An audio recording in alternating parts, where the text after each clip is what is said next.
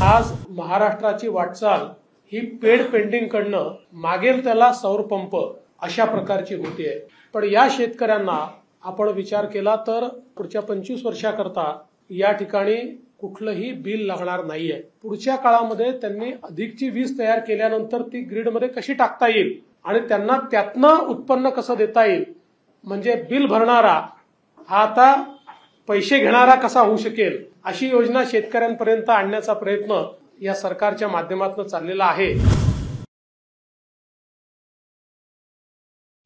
महायुती सरकारने शेतकऱ्यांच्या हितासाठी मागेल त्याला सौरकृषी पंप योजना सुरू केली आहे। या सौर पॅनल्समधून 25 वर्ष वीज निर्मिती होत असल्याने शेतकऱ्यांना तेवढा काळ वीज बिल येणार नाही। 7.5 HP सौर पंपाचा विचार केला तर 25 वर्षाच्या कालावधीत शेतकऱ्यांचं वीज बिलाचे 10 लाख रुपये वाचणार आहेत।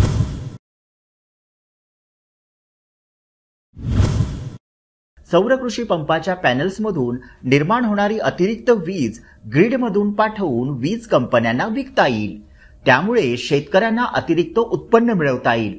उपमुख्यमंत्री देवेंद्र फडणवीस यांनी आणलेल्या सौरकृषी पंप योजनेमुळे शेतकऱ्यांचं जीवनमान उंचावणार आहे।